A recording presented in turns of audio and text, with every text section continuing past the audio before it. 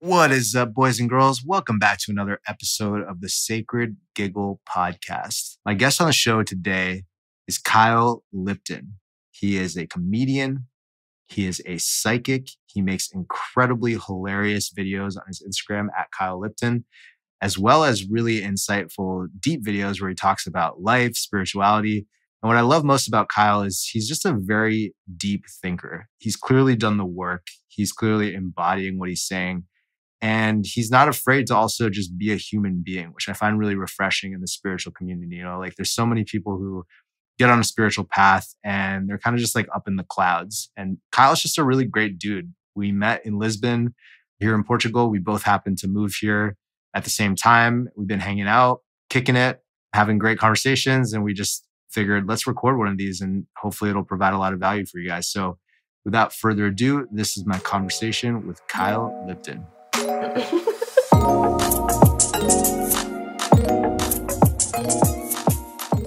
So, how you doing today? I'm doing good, man. I'm doing really good.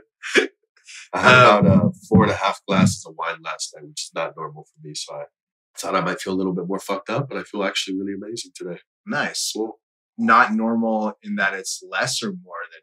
No. I normally don't really drink. Right. Yeah. Has that been a long time habit of not drinking normally? Yeah, you know what?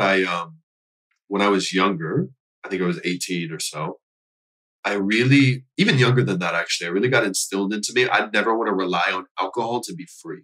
Right. I never want to feel like, because, you know, they say that thing, liquid courage. Yeah. But I never wanted to be that guy. It felt, how do I want to say this? I was so excited about who I could become and how free I could become. Yeah. And anything that I feel like inhibited that, I didn't really want to partake in. Right. Which then, now that I can, it's a different way to drink now when you're not drinking for a specific outcome of like, this is going to help me talk to women or this is going to help me do this. Yeah. But more so, okay, cool. I want to enjoy myself and just feel drunk or feel tipsy.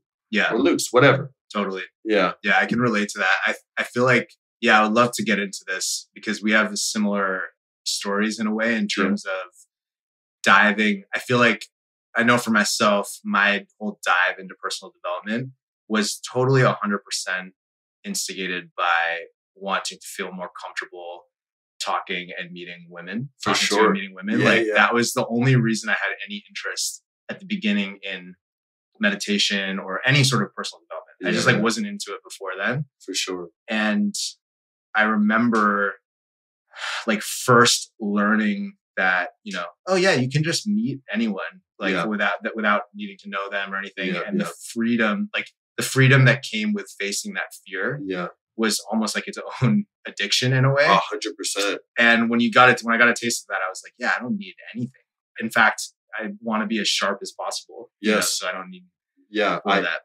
Well said. I very much the same kind of journey. And I think it did a few things for me. One of the things that it did was it showed me how much magic is possible within the everyday scenario.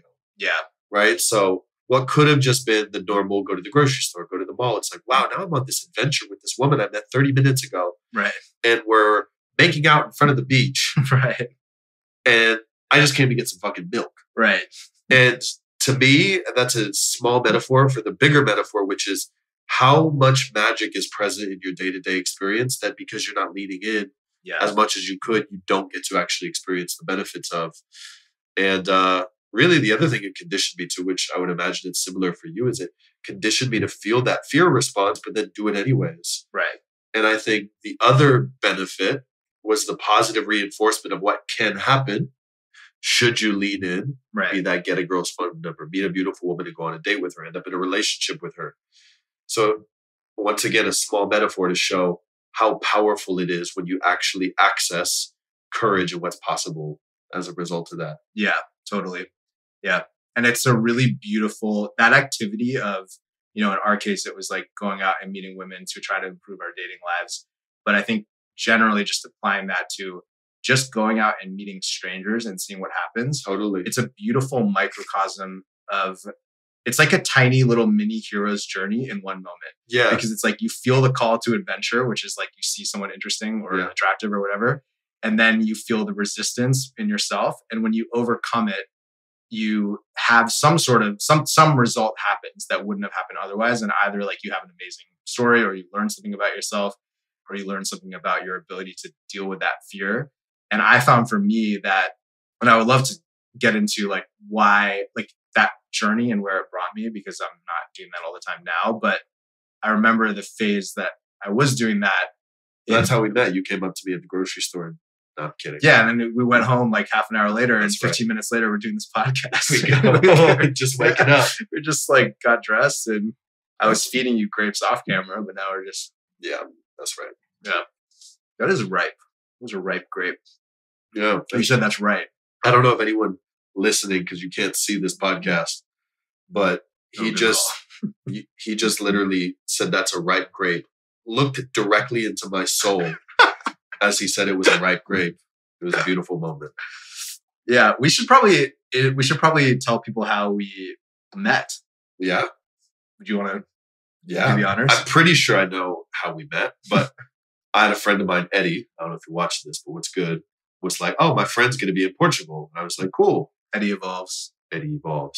He's always evolving. So then I checked out your profile. I looked at, I think you had an Instagram story up. And then I think maybe 10 minutes later, you messaged me. It was like, bro, I love your videos or something. Yeah. And I'm imagining you saw me look at your story, click my profile, and I guess the rest was history. Yeah. Well, I mean, what was crazy about it was, I think one of my friends had sent me, I mean, all your videos are hilarious, and I'll post all of Kyle's links and everything in the show notes, so you guys can go check out his stuff. Super funny dude, but also like, it's like funny, but then you also feel like you're getting these deep life lessons while you're laughing, which is like the best of like two amazing things combined, which is amazing. And I want to get into that too, because I feel like we both have these creative pursuits, but we're like fusing them in with this journey that we're on. Yes. But yeah, I was like binging your videos with my friend Raquel, Rocky Pantera. Shout out Rocky. We're just shouting out people. What up, Rocky? I was binging your videos, and then I think our mutual friend Eddie connected us. Yeah. And I just hit you up, and I was like, dude, your videos are so funny. And then we spoke, and then I realized, or you told me that you were coming to Lisbon, Portugal for a couple months, which is such a synchronicity, because I think at the time I was about to move there. Yeah, you were. And now we're recording this podcast in Lisbon and both kind of considering moving here. Yep. So I'm really blessed that we met and that we got to meet in person so quickly, because oftentimes those connections, like you could just go like years just being friends on Instagram, you know, but we've like already kicked it in person. Same. And cool to have a great brotherhood and just good, solid friends. And I appreciate you for that. Yeah, likewise, man. Yeah. Especially in a new country. For sure. Yeah, I've been a lone wolf for almost the better half of a year, so it's really nice to be with people again. Right. Yeah. Yeah. Is that comfortable mode for you, being alone? To be honest, no, it hasn't really been my default mode. Right. My default mode has been more extroverted and, you know, socializing, going to gatherings. And then over time, as I've matured, I've, you know, traveled and done things. So I've become a lot more comfortable being alone. And 7 or 8 months, whatever it was, being alone a lot was great. And it also made me realize how much I just want community and want people I can be around. But it's beautiful to know that it's not coming from a place of, oh, I can't be by myself. Like, I'm fucking great by myself. Yeah. And most times I'm like, all right, I'm excited to be by myself. I don't know. I'm like a reformed extrovert sometimes. That's how I feel. I'm like, I used to be, you ever taken those Myers-Briggs person? Yeah. I used to be years ago, like 78% extrovert or something. Wow. Just something ridiculous. Right. And now I feel like maybe a solid 60, 40, 50, 50. Amazing. Yeah. Yeah. Grandpa vibes sometimes. Dude, I feel like we're meeting in the middle coming from opposite sides. Because I'm like such a hard introvert by nature. Yeah. But a lot of people don't believe me when I say that, because I think when I'm like one-on-one with someone, I'm like very comfortable, and I like hanging out with people, but it takes a lot of energy out of me, like to be hanging with people. I think a lot of people too don't understand that being an introvert, it doesn't mean you're not confident. Right. Or like can't communicate. I think totally. It's just like, oh, well, you probably just enjoy doing your thing at home or with someone you like.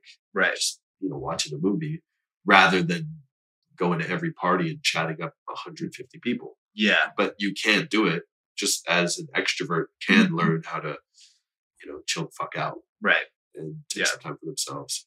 Totally. That's a really good point also, because I think a lot of that has to do with just our cultural conditioning. I finished a book recently called Quiet by this, it's an amazing book by this author, Susan Cain. And the book is called Quiet, The Power of Being an Introvert in a World That Can't Stop Talking. Nice. And it's like, it was so validating for me to read, because she talks about in 1920 or whatever, when How to Win Friends and Influence People came out, which is like a really, yeah, of course. I'm sure people have heard that book. It's like the seminal like self-help book by Dale Carnegie. Yeah. And in that book, there was a lot of themes around that were basically not so subtly like championing extroversion as like the better way to be. That's fair. And so like a lot of cultural programming, just even subconsciously, the way that we treat children in school and reward the louder kids, and like the quieter kids were like, oh, Tommy's not speaking up in class. Like, is everything okay at home? And like all these messages that we send that kind of lead kids who are just more naturally introverted to feel like there's like something wrong with them, or they need to be. And in the book, she was just talking about, so many great artists and creatives and people that are very introverted. Yeah. And the difference, like you said, between being introverted and not having a lot of confidence, and how, there's people who are extroverted that have low self-esteem, and it's like coming from this needy place. Overcompensating. Exactly. And I think too, really, a lot of that's been geared towards the world also because people aren't, collectively, I would say, we're not comfortable with silence. Right. So why would we champion silence? That's the very thing that we run from, versus go, well, we all like fucking talking and doing stuff. Let's just create a whole base of teachings around talking and doing stuff. Yeah. Which at the end of the day, I think you need to be adaptable and be dynamic, know when to, shut up and just be with yourself, and also know when to assert yourself and to speak and to share and to do those things, because they're both valuable. It's just knowing when to use what. Yeah. Yeah. Yeah. Well said. Yeah. And also I think knowing what your nature is, and like one thing that has really helped me is I know that my nature is to be more introverted. And if I'm not careful, that healthy desire to take time for myself and like nourish myself by being alone, if I'm not careful, can very easily turn into self-isolation from a place of hiding from the world, and like just like I don't want to deal with it, and it becomes more like a dissociative thing. Yeah. And so just becoming more aware of, like you said, it's all comes to like where it's coming from, whether you're being introverted or extroverted. And also for me, learning to pick my spots. Like I'll be extroverted right now because it's in service of my like mission or purpose. Like this podcast is like an example of that. It's like, even though I love having one-on-one conversations, like doing it on camera and sharing it with the world is like out of my comfort zone, but it's in service of this like mission that I have. That's great. So yeah, I think too, it's for me, I guess it's to playfully use the term reformed extrovert. Yeah. I notice for me more now, whereas younger Kyle just wanted to fucking talk to everybody, and like now I'm more so, it feels tough sometimes, to be honest, where I'm, do I really want to hang out with this person? Right. I'm like imagining, I'm like, is this going to be fun? Right. Fuck, I could just be on my couch, or like I could be on doing other stuff. Right. But that's I think a beautiful process, especially for an extrovert, refining themselves more. It's like, okay, now who do I want to curate my reality with? Totally. And only be around people that really feel like a fuck yes. Yeah. And if I'm an investor, so to speak, who am I investing in, and who's investing back into me? Because if you're not careful with that, especially relationships for men, business-wise and romantic, you need to be comfortable enough with yourself to make decisions that come from abundance and empowerment. Otherwise, you're going to end up being in positions where you feel like you shoot yourself in the foot. It just sucks. Dude, yeah, amen to that. Like, I could not agree more. And the reason that resonates with me so much is because I've made that mistake so many times. I get it. You know what I mean? Just like, I'm not speaking from guessing either. Yeah, totally. Like, I think that's so accurate, especially I think where I've netted out on that is if it's coming from a place of FOMO, like, I don't want to I don't want to like miss this networking opportunity or something. Right. It can be so subtle, that feeling of like, but as soon as I feel that tension in my body, or that like contraction, or like the feeling like, like I'm missing something. Yeah. Usually it's like, I try not to act on that, no matter how compelling it is. That makes sense. Like I'll give an example would be like, as a DJ, like, which I have I still am, but was more so earlier in my life. Like, I don't like being in clubs. I haven't for most of my life. I get that. Unless I'm DJing, because that's the most introverted place to be in a club. You're sure. like by yourself DJing, which I love. But I like helping people feel things like from afar, Yeah, you have that separation of the booth. Right. But I used to be like force myself to go out to clubs to be like, oh yeah, but I got to network, and like, how am I going to get gigs if I'm not? And there is truth to that. But what I've noticed is that intention, if I'm going just because I'm feeling like I'm going to miss out on something, I'm going to have that intention with me the whole night. And it's not the right vibe to connect with people versus like, I'm just like really pumped to go out and connect with people.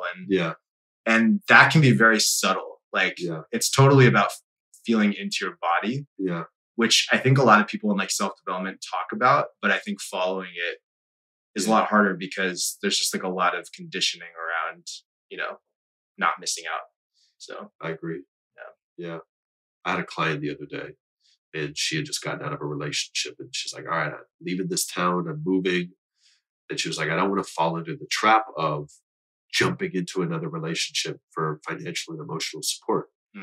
And just to kind of extract that a little bit, it's if she's going into a relationship to get financial and emotional support, once again, nothing wrong with it, but I could feel the energy it was coming from was very like, grab, I need someone to, make everything okay for me. Right. Which, kind of to your point, it's a different place to relate to. So I gave her this piece. I was like, I want you to take dating off the table for the next half year. And then from that place, you're going to be able to discern. And I said this to her because she was like, there's all these cool things I want to do. I'm moving to Utah and I want to go do this and this. But I'm just like, but I really want to, I have to wait for my person to do that. Wow. And what I shared with her, I was like, every single time you have that thought, that's the sign that you need to do it by yourself. I love that. So now when you start to get so comfortable alone and fill yourself up in that way, now the place that you choose to relate to and get a partner from is on a completely different frequency and vibration. Right. Because it's coming more from being overfilled. Yeah. Than like, I need that. Yeah, totally. Because predictably, any relationship that starts on that basis, one, it's either not going to work out, or you're going to have to move through some fucking kinks in the process. Like, you don't get to skip that. Yeah. If you start out of alignment, at some point, it's bookmarked in consciousness. Right. You're going to have to address that. And it's so much easier to work through that shit alone than when you're in the relationship. And there's like tons of emotions involved. Sometimes you can't. Sometimes it just happens and God sets you up with the perfect little boxing partner. But also, yes. Yeah, the only way that I could have learned the lesson that it's easier to do that alone is by not doing it alone. Right. It's like by like doing it with someone. And what I love about what you just said about that tip that you gave your client is it's so practical. And it's like, because we hear a lot, especially like we're into spirituality, like you hear a lot about like high vibration and abundance. And that advice that you gave is really grounded in the feeling of insecurity. Of like, I need to do this with that person, rather than just like dissociatively trying to just like always be high vibe. Yes. It's like you're using the insecurity as a way to come back to yourself. And that's something that I tell my clients a lot, because I do a lot of inner child work and like specifically attachment stuff with artists, is anytime you feel this feeling of like envy, like you look at what another artist is doing and you're like, oh fuck, like I'm like comparing yourself, or you sabotage yourself. Anytime you feel any sort of negative emotion, I tell them like, that's an alarm clock. That's your inner child, like asking for something from you. Yes. And that's your signal to turn inward and give yourself that love, whatever it is that you need. And then it totally transforms the feeling of insecurity into an opportunity to be there for yourself. And almost like in a weird, perverse way, since I started doing that, it's not like I look forward to feeling insecure, but like when I do, I'm like, oh, sweet. Okay. I get to just like take a step back and be with myself. Yeah. And it's fucking amazing, Yeah. I'm a psychic and I help people with transformation. And I love to say this. I love to bridge the mystical with the practical. Right. Like I want to give you very clear, embodied, down to earth steps to go to the next level of your soul's evolution. Right. It's pretty much any concept in the realm of spirituality I can translate in the way that you're going to get, and that will actually make sense and be very practical. And for me, I can think of another client. Speaking of artists, I had a woman come on one of my live streams because I do like live psychic readings, little mini sessions sometimes. And this woman pops on and is like, I'm a I'm a filmmaker and doing this new comedy film, but I have all this anxiety or nervousness. How do I get rid of that so that I can do the film? And I was like, why is there anything wrong with being anxious? Right. Why is there anything wrong with being nervous? And there was like a light. She was like, oh, I don't have to like get rid of my anxiety. Yeah, that's beautiful. Right? Because what happens when you demonize it, it gets bigger and it grows. Yeah. Versus when you don't see it as a problem. And I offered her this new perspective. I said, what if you're meant to create a character in this movie that is this like anxious little freaked out, nervous character. And because you have anxiety, it's actually the perfect fuel. Oh, beautiful. For creating, and shoots like light bulb after light bulb. And yeah, what I share sometimes is sometimes the answer to something like anxiety, for example, or nervousness is actually going into the thing and teaching your body that it's safe to, feel the fear and do it anyways. Yeah. It's very case by case, but so many people, we want to say, oh, as soon as I get rid of this emotion or as soon as I'm more confident. Yeah.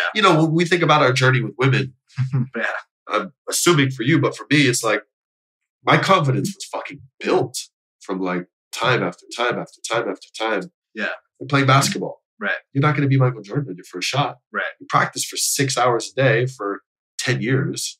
You're going to have a level of swagger when you walk on the court. Right. Versus you're like, day one picking up a ball. Why am I not confident? Yeah, totally. Well, I can probably think of a couple reasons. Right. Yeah. Right. Yeah. Yeah. Yeah. I think the piece I want to just mention, comments on the thing about building the confidence with meeting women or like meeting, strangers or women in situations that we're not normally taught, or like the way that you meet a woman, which is these days just like apps basically, or like your friends. But I know for me too, like when I went on that journey, you get the reps in and you become more confident. But I think one key difference in that journey of meeting women and like becoming more confident is that, for me at least, even the need to feel confident or like adept with women was coming from an insecure place. Yeah, totally. Like, and once I started working on my attachment, this is why I'm always talking about attachment shit. Once I started realizing like, oh, anxious, preoccupied attachment. What does that mean in one sentence? It means you're managing another person's reality as if it's more important than yours and trying to like give them what they need. That is literally what pickup is. Like trying to pick up women or any dating advice, honestly, for most dating advice that isn't just like about making yourself a better person. Like anything that's like, this is the thing you say or do, it's already coming from this place of like, I understand. You know what I mean? And so that when I realized that, yes, I'm really happy I went through that process, but I kind of had to go through that to then come back home to myself. Totally. And just be like, okay, now I'm just super secure and I'm actually doing something similar in my own life, the mission that you gave to your client, where I'm not like strictly not dating. Like I'm like, if I meet an amazing woman, I'm not going to be like, nope, sorry, like doing this thing where I'm not like meeting women. Yeah. But I'm really not trying at all. Yeah. And I'm sitting with all of the feelings that come up when I'm like, oh, like I kind of want to like fuck right now. Or like I kind of want to like, like I want to go on a date or I want to feel intimacy. And I'm like sitting with those and feeling where they're coming from. And every time I feel it, I'm not always great at it, but like, because there's a lot of habit patterns of like solving that by going and finding a woman. Right. But I'm getting better at just noticing that and just being like, how do I just like provide that for myself? Yeah. Like in a nurturing way. Yeah. And it's fascinating. It's almost like a meditation. Like when you meditate and you get into a zone meditating and you're like, oh yeah, everything is constantly changing. Yeah. And you start to notice that about even your insecurities. Yeah. You're just like, it's here, I'm with it. Yeah. And like, honestly, like the more closely I pay attention to it and go into it, the more clearly I see that it's like changing always. I think too, I don't even say probably, I think too, it takes, when you take women off the table, there's a new level of freedom that you open up to, in the sense of you realize how many things that you were doing, even subtly, were so like, subtle. How to get a woman's attention, or like, what about posting this or that, versus being like, I'm not doing that for anybody but myself. Yeah. Which, funny enough, cosmic joke, it makes you more attractive to women. Right. If that's a strategy, that's like, and I've totally fooled myself in that way. Totally. So yeah, that's a deep mind fuck for sure. Right. That's so funny. I love how we're just jamming on this, but it's an interesting topic, I feel, because I think that there is some usefulness in learning certain ways to speak to a woman or certain things to say or certain ways to act. Right. I don't think it all comes necessarily from anxious preoccupation. Sometimes it's also just teaching, right? So it's like if some kid didn't have a father figure or someone to, or if he had a father figure that, wasn't great with women, right, probably not getting the best advice either. Right. Versus, someone's just like, make sure to pay for every date. Yeah. Or pay for the first date and, open up a door for her. And, if you want to walk up to a woman, maybe try saying one of these things. If the person's used to just being kind of creepy. Right. Yeah. Hey, you like stuff? But you don't do that too. You like shirts? Oh, great. Oh, me too. That. Right. But it's also being aware enough to then once you kind of build, I would say some foundational pieces, then being in tune with yourself enough to be like, all right. And here's actually what it makes me think about. There's self-realization and self-actualization, right? But I feel like sometimes in this improving with women, there's a lot of self-actualization, like actualizing my potential. Then you might get to a point where instead of self-actual, you're realizing, oh, I'm actually okay as I am. Yeah. And there's nothing wrong with me, which then takes me away from a destination to get to or a place to improve upon. Because if me improving is also coming sometimes from the premise that there's something wrong with me. Yeah. Then there's a great phrase. You can put whipped cream on shit, but it's still shit. That is fucking poetic, man. Thank you. Did you write that? I did not. Dude, yeah. I mean, it reminds me of this Jim Carrey quote. Oh, Jim Carrey. Jim Carrey. Jim Carrey's cousin, who's always asking questions. Jim Carrey. That's great. He just has a really famous quote that's like all over. It's always memes about it. Where he's just like, I haven't said it yet. I can guarantee you, I don't even know who he is. So I haven't heard of it. Jim Carrey, baby. It's he just says like, I wish everybody could become rich and famous, so they'd see that it's not the answer. And I do think that there's something funny there to your point about the cosmic joke, where everybody kind of has to go on their own journey. Yes. Like it's one thing to hear someone say it to you, but I think everybody has to go on their own version of that journey. And some people really need to take it to a certain level, and other people need to take it to their version of that level. It's like the Zen saying that's before enlightenment, chop wood, carry water. Yeah. And then after enlightenment, chop wood, carry water. Weed. Oh yeah, that right. one. Oh yeah, in between, smoke a fuck ton of weed and then binge Netflix and masturbate. Right. That's the hero's journey right there in one sentence. Wash those socks, brother. If you guys take anything away from this podcast, that's yeah. But yeah, I guess what I was saying about the anxious preoccupation, I think the key is, yes, you're right, in the sense that like people there is skill involved in these things. Yeah.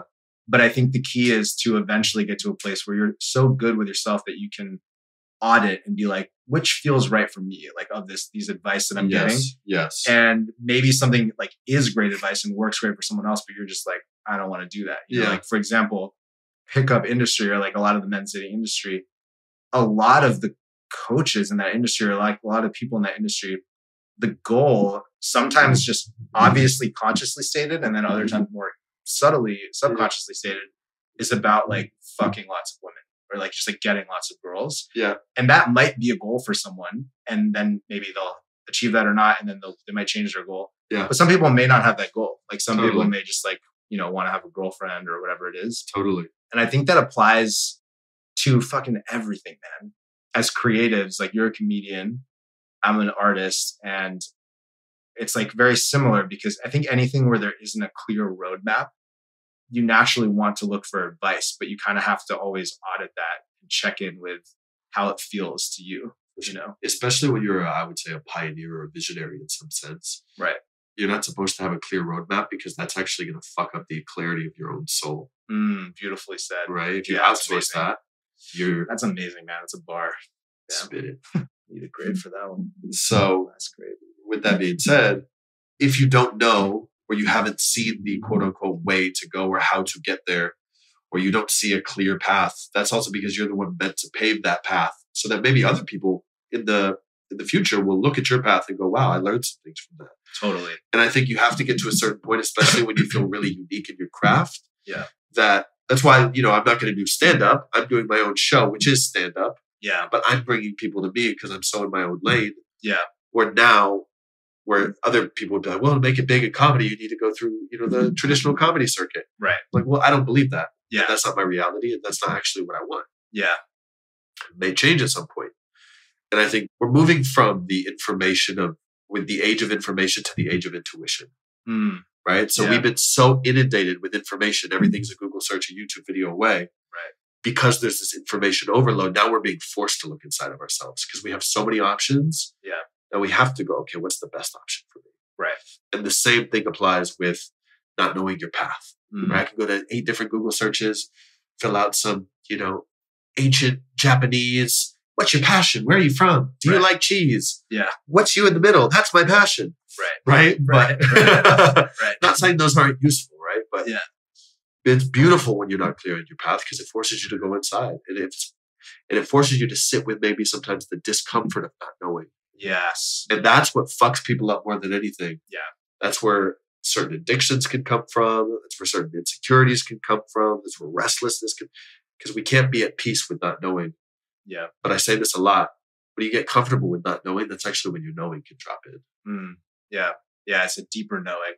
It's like the rational mind that's trying to figure out everything is, especially if you are the kind of person that's looking to information. I know I've experienced this in the past. Like if you're the type of person that's looking for advice in this age of unlimited information, if you look hard enough, which you don't even need to look that far, inevitably you're going to find completely opposite conflicting theories and pieces of advice that both worked for people. 100%. That's the beautiful thing is that that happens enough times and you're just like, oh, well, I guess nothing and everything can work. So then now let me check in with myself. Yes. And I totally relate, man. I love what you said about like doing the traditional stand-up route, not being your reality and not even being what you want. Because I feel the same with music. It's like there's a lot of ideas of how you need to build a music career and what a music career even is. Yes. And I don't even really think of myself as a musical artist. I mean, sure, I might describe myself that way in conversation or whatever, if someone asks what I do. But really, it's like, I'm here to try to bring forth an intention, and music is a vehicle through which I'm doing that. Yes. But so is my coaching, and so is this podcast. And ultimately, so is just like the way that I carry myself, ideally, like just day to day when I'm talking to people. It's just like always trying to be as vulnerable as I can so people can feel safe to be vulnerable themselves. And that's like, just at the grocery store. Like I cried myself to sleep yesterday. I'll take the Tell eggs. me about you. I'll take the eggs. How's your day going? Right. I'm trying to get to that level, man. I actually have played around with that because I was like, especially at grocery stores, this is a little bit of a side tangent, but especially at grocery stores, everyone's kind of like a robot. How are you? Oh, I'm good. How are you? Oh, I'm good. How are you? And then it's just like, okay, sweet. Right. No connection. Yeah. Let me just get my fucking eggs. I remember I was in Vaughn's in Los Angeles and I'm checking out and I was having a shit day. And the woman was like, how are you today? And I was like, I feel like shit. And there's like a person behind me. Right. And I didn't justify it. I was just like, how are you? I was like, I feel like shit. Right. I could feel at first she's like, ooh, I don't know what to do with that. That's against the good. How are you? Good. Right. But then we had a moment, in between me buying eggs and kombucha or whatever the fuck I bought. Things got more real and more dropped in. Yeah. Yeah. So basically what I'm saying is tell every cashier that you feel like shit. That's amazing. And if you're not doing that, it's not real vulnerability, guys. Come on now. You're just not allowed to be happy. That's what being vulnerable means. I think on the flip side too, I don't know. I'll just say this before you carry on. I think so many people get so wrapped up in the vulnerability of like sadness. Like, oh, let me share my heart and share the pain that I'm like, sometimes what's actually scarier is to share the vulnerability about how fucking lit you are. 100%, dude. To show the vulnerability about like how fucking awesome you are, how amazing you are. Or the vulnerability when you're around a bunch of people who say they feel like shit and you being like, oh, I feel fucking awesome. Yeah. Yeah. And not apologizing for not feeling like shit. Right. Or not feeling like you're obligated to hold space because you like read in the book somewhere that like you should hold space like all the time. Like that's, there's a lot of performative humility happening and it's not even conscious sometimes. Totally. A lot of times it's just, if you generally like self-esteem is a really deep thing. It really is like, on the surface level, it's like, like how do you talk to yourself and like positive affirmations, but it's so subtle. It's just like the way that you carry yourself. And the way that I like to think about it that is very simple is, do you have an outside in orientation or do you have an inside out orientation? Meaning, is your sexual orientation? Yeah. Are you outside in? Yeah. Are you an innie or an outie? Like outside in meaning, are you catering the way that you be to the outside, or are you letting the inside of you cater to the world and influence the world in that way? Yeah. And it's like, it's very simple. It's a very simple thing to check in with yourself. Like, if you're like being sad, are you doing it because something in your environment is alerting you that that's the thing that you should be doing right now? Right. You're like, then you're being outside in. Or if you're truly feeling sad internally, but you're, to your point, everyone around you is a reverse of what you said, but everyone around you is like happy. Yeah. Are you like what? I think the key is what the world around you needs is for you to just relax and be yourself. Like that's what everybody is fucking craving, man. Yeah. It's like, there's this, I mentioned this the other day. There's this book called The Top 5 Regrets of the Dying. Oh yeah. You read it? No, but I've heard that. I've seen the Top like 5 the Regrets. Yeah. So it's basically a book, but I mean, you don't want to read the book. Just there's like memes about the top 5 regrets. So the book was written by this woman, Bronnie Ware, who worked in palliative care for 25 years. So she was like end of life, like talking to people who are on their deathbed, 6 months left to live, talked to thousands of people and basically figured out what are the top 5 regrets of these people. And the number one regret was, I wish I had lived a life true to myself and not what others had expected of me. And it just, without going into the whole biological conversation, it's like, yes, there's like a deep reason that we want to be accepted. It's like not being accepted by the tribe equals death to our primitive brain. Yeah. But the beauty of being a conscious human being living in this age where that no longer is the case is that we can transcend that. And, it's just little things like the thing you did at the cashier. Like that's like a little vote for you being like, no, I'm going to like do what I feel. Totally. And I'll say this. We can't reject ourselves and expect to feel included in groups. Because if I contort who I am to fit into a group, the underneath what's happening is I'm not accepting myself. So even if I'm accepted by the group, I'm still not going to feel acceptance because I'm not accepting me. And you're going to look for evidence of that in the world around you. There's the judgment of self, but then there's also the judgment of others. And one of the biggest things that I've learned on my journey is just being ruthless in looking at anytime I'm judging someone else.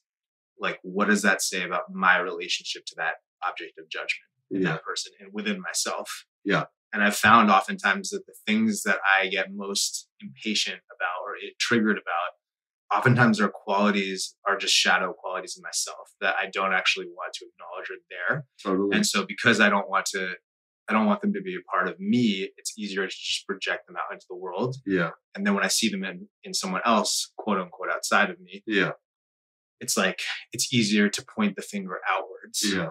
And that's, whenever that happens, it's always because 2 things. 1, I can't sit with that quality in myself. And 2, I'm forgetting the deeper truth that there is no inside and outside. Yeah, I think that's a great point. I'm not actually judging that person. I'm judging me. Right. Right. If we can start to separate that. And granted, I would recommend not taking this concept and then just forgoing all preferences you have. Right. Which, as esoteric as some of these books are, there's so many nuances and subtleties that if someone just takes that blanket statement and goes, I have no preferences. Right. Like you're lying to yourself. Yeah. Right. You want water right now. Like the preference. I want water. No. I'm saying like the person, like you want water. Yeah. You want food. Don't play. I mean, the preference to be in a non-dual state is preference. Totally. It's like, that's the key. It's just like, that's why actually even traditionally with a lot of these lineages, like, in the Hindu non-dual traditions and even in like Tibetan Buddhism, these teachings were very secretly held. Like they weren't really given to people unless they had really done a lot of preliminary practices. Well said. And I think it's, preliminary practices as in like building your concentration, being able to stabilize certain states of awareness. And I think we live in a beautiful age now where we do have access to all of this. But to your point, this side of that we need to be careful is that we're not just taking on something that feels good as an escape. Like one thing I've always said is the promise of losing yourself or seeing through the illusion of yourself or realizing that there is no self is very appealing if you don't like yourself. Yeah. And it's like, you got to first work on on accepting all of your human messy self. Yes. That's a preliminary practice for any serious type of spiritual inquiry. Yeah. That's a great, it makes me think of not too long ago, maybe a couple weeks, I had a guy who, maybe like a month ago, actually, I made a video, and the premise of the video was, what is your confidence rooted in? Like, where is the basis of your confidence? And I opened up my Instagram one day, and there's a guy, and he's like, what did he say? Something like, he said, I don't like the way you use the word fuck every other sentence. Maybe people would take you more seriously. And then I was like, I'm not for you, man. Have a good day. And he's like, oh, you're not. He said, looks like that confidence isn't so rooted, huh? Like he got me or something. Right. And I'm just, I don't give a shit. And then I responded, and I was like, no, I'm good, man. I'm just, have a good day. Sending you love. Yeah. Yeah, I'm not affected.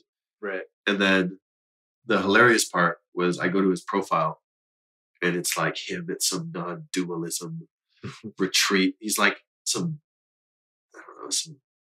picture of him on the beach, just, I don't know, like a regular kind of looking white dude, beard, wearing all the capes and everything, long drapey clothing. And he's in this prayer posture. Right. And he's just like, at the end of the day, everything is love underneath it all. And just some real spiritual quote. I'm like, this is the same dude. It's just. Right. Yeah. So to your point, if you don't like yourself, it's a lot easier to leak some of those energies under the excuse of, look at how transcendent I am. Totally. Versus being like, take a look at yourself, make your fucking bed. Yeah. As my bed isn't even made today. Be responsible for yourself. Be responsible for how you're creating and what you can't change what you don't take responsibility for. Yeah. And I think a lot of people use spirituality as a way to abdicate and outsource responsibility to a greater power. But in that same notion, we're all one. If you're outsourcing it to that greater power, aren't you also outsourcing it just to yourself? Yeah. Right? Right. So part of it is the letting go, but also part of it is a delicate balance of, am I letting go out of way to justify me actually not looking deeper? Yeah, 100%. Or am I letting go just out of a true, like, I don't need to know? Yeah, I mean, that's so well said.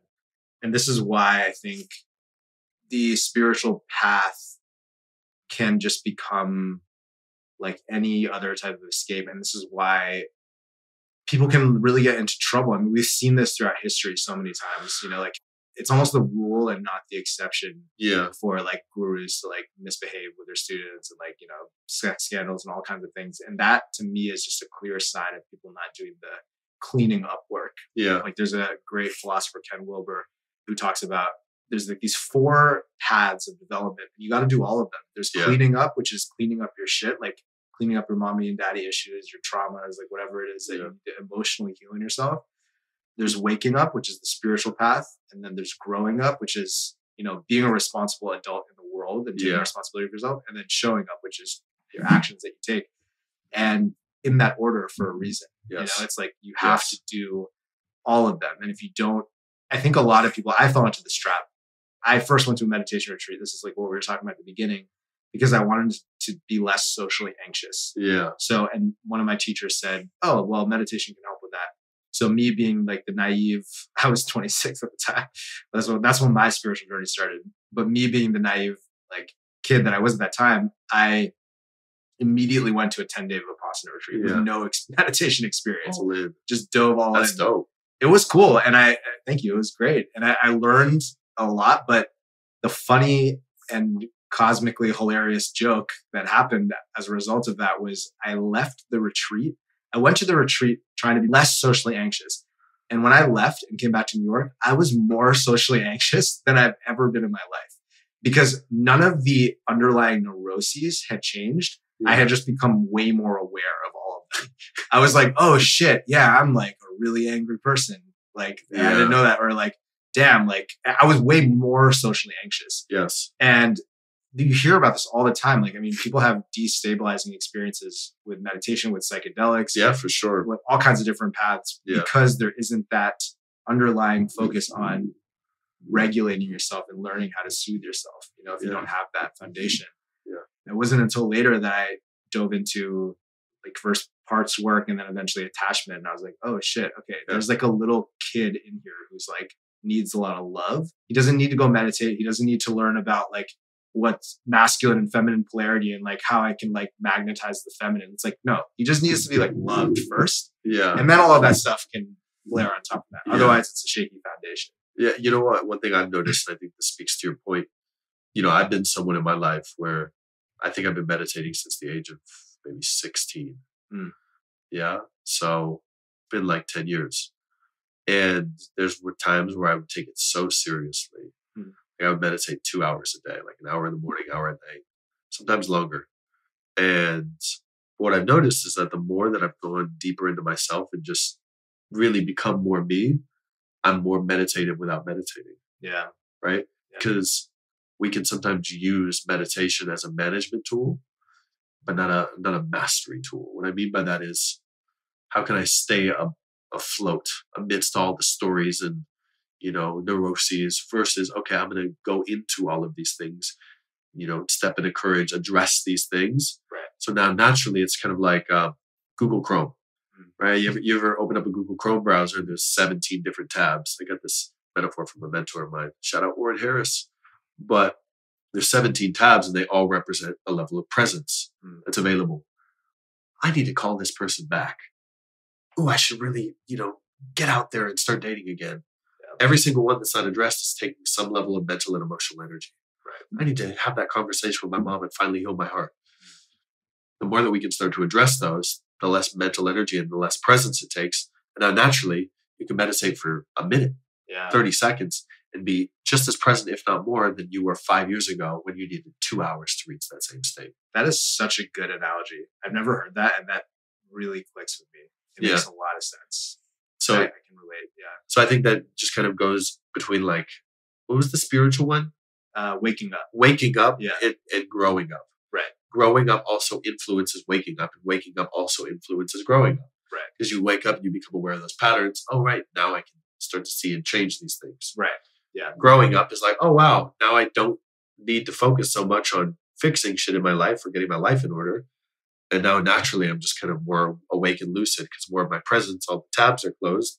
Right. And I'm just present in life. Here and now. Yeah. For sure. Which is what the spiritual path promises. But like you said, it's very hard for people to do that if they have a lot of skeletons in their closet that they haven't looked at. Totally. And that makes so much sense because, I'm sure you've met people like this too. Like I know people that have never meditated a day in their life and they're just like pretty present and like just like happy. Yeah. I'm not saying that they don't have their issues. Totally. We all do, but like they just are like secure humans because they just, they probably just have less of those tabs open, or they know they were modeled ways to soothe those tabs. Like growing up or whatever it is. So that's a really interesting and powerful way to look at it. Yeah. And I respect anyone who's, similar to you and I, where we had to come up, just doing our best as YouTube, Google, reaching out to mentors, just fucking figuring out a lot of things in terms of being human and thriving. Yeah. That maybe we didn't get modeled growing up. And that builds a level of resilience and leadership, I feel, to support so many other people, which is beautiful. That's the piece that makes it feel like a gift for me. Yeah. I mean, it's not the only piece. Like I also, even just for myself, but I think anytime that I can use that to embody something or help someone with something, the one thing for me that I always really struggled with growing up was just how sensitive I was to everything. Like, not just sensitive in terms of my senses, but emotionally sensitive. Yeah. And before I had the ability to soothe myself and really like be there for myself when I'm going through whatever I'm going through, everything would constantly be triggering me all the time. Yeah. And it felt like literally like an emotional disability. But once I learned how to do that, it's like, that's 100% what makes me a good artist. Yep. 100%. That's 100% what makes me like empathetic to others. And, yes. I'm sure, I could imagine it's similar for you. Yeah, for sure. Yeah. It's especially growing up, I had, I have a little sister with Down syndrome.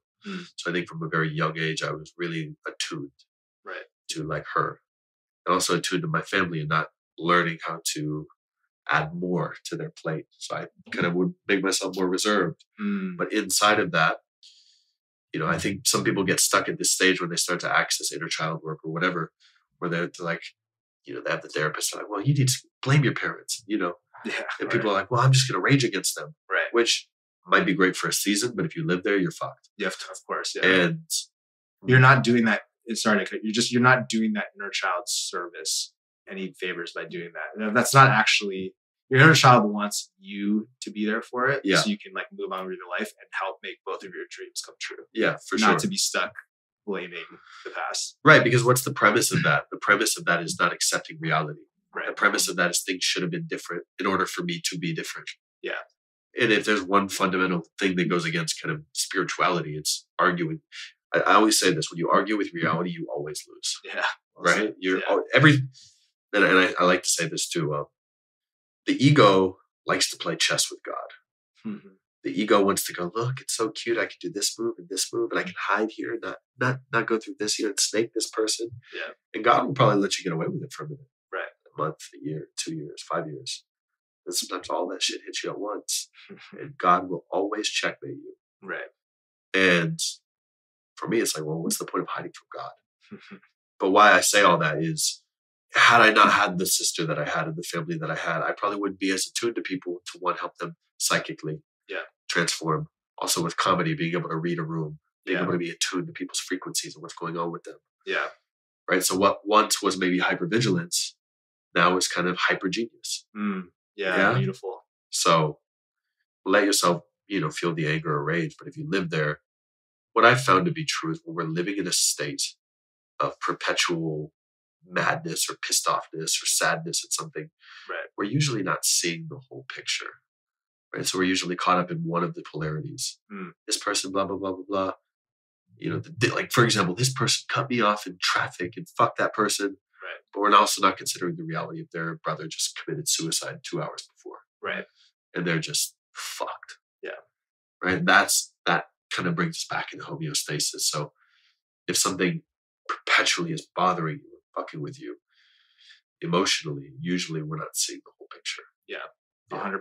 And that's where the waking up, the awakening work of all the stuff that we were talking about, of realizing the connection that you have with everything and realizing like constantly looking for yourself and failing to find it has been such a powerful practice for me. Like this, there's a lot of meditative traditions around this, but just like anything that I find as myself is like an object in my awareness. So it can't be like the truth of what I am. Like that practice is really powerful. And that's where having a spiritual practice wrapped in the context of doing the healing work, that's where they intertwine and help each other in a beautiful way. Because like I've said this before, therapy or healing is the process of realizing all the ways that you are the way you are. And like, that's the story of why I am the way I am. That's my story. And like really owning that and awakening meditation is realizing it's just a story. Yeah. And that's a constant dance between those two. You need both, right? Because there's people who are just, in therapy forever. Yep. And they're just saying the same thing. Yeah. And they're reinforcing it actually. Right. They're making it more alive. Right. Like, well, and then, they have the person who's like, yeah, I totally understand. That would make you feel horrible. Right. So it's that balance between, I feel, sensitivity and also anti-fragility. Mm-hmm. Right? Yeah. Realizing, well, your spirit's a lot stronger than you're making yourself out to be. Right. Right. But you also get to meet people where they're at and honor what they're experiencing and feeling. And sometimes that therapy is a great place. You have so much bottled up to share. Right. But then if you end up living there forever and constantly telling that story, like the kid from high school who kind of peaked in high school, who's always like, bro, remember when we used to go Jaguars, get all those girls? And, right. and I'm like, what do you do now? He's like, well, remember when we used Talking to get remember we used to get all those girls? Right. Okay, you feel some level of shame based on who you are now. And yeah, dude, I just think at the end of the day, you just move forward. I don't know what to. Well said, I don't know how to tie a bow with that. That was I like that bow. It's pretty. I think before we end, one thing, and like I said, I'll link to all your stuff in the show notes. You guys definitely should follow Kyle because he's fucking hilarious. In addition to being the wise man that he is. Thank you. But I am curious about one thing because this is something I think a lot about being both an artist, a musical artist, but also someone who feels really deeply called to share whatever I can to help others and like really just try to be of service with whatever I'm doing. And I feel like you're similar with your comedy and also being a psychic and helping people. How did those relate to you? Like, I'm curious how those two things sit in your life, or if you see them as separately. Like, what is the makeup there for you? Just so I understand your question, how do I relate to being like doing two things that are kind of different to each other? Yeah, the question is even more basic than that. Like, that would be, I'm curious, like, if they do feel different, or just how do you hold, being a comedian and serving people in that way by bringing joy and laughter to people, and then the work that you do as a psychic and like really going deep with people. Like, how do they sit in your life, basically? That's kind of an open-ended question. No, I can answer that super clearly. Yeah. They're just an extension of myself. Being a psychic, and that I feel like has been more of a skill that I've developed and refined, but it also comes very, very natural. It's natural to me. Whereas comedy is just, when I think of comedy, I'm just like, that's who I am. It's not something it's who I am. Yeah. But in terms of both, they're just very natural to me. So the best way to serve, in my opinion, is by being fully yourself.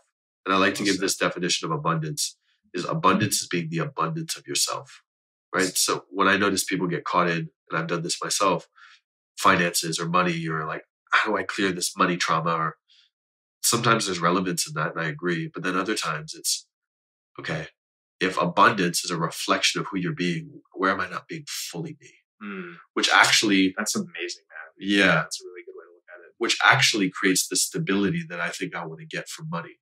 Yeah. Right? Because when I'm expanding and being more of myself, I'm more embodied in my own spirit, which gives me that sense of safety and stability that I think I'm trying to get from money. Totally. But God is so intelligent that he's not going to give you that expansion in terms of abundance until you actually build the body that doesn't need it in that sense. It can hold your own spirit in your body without thinking under the false premise of I need money to give me that.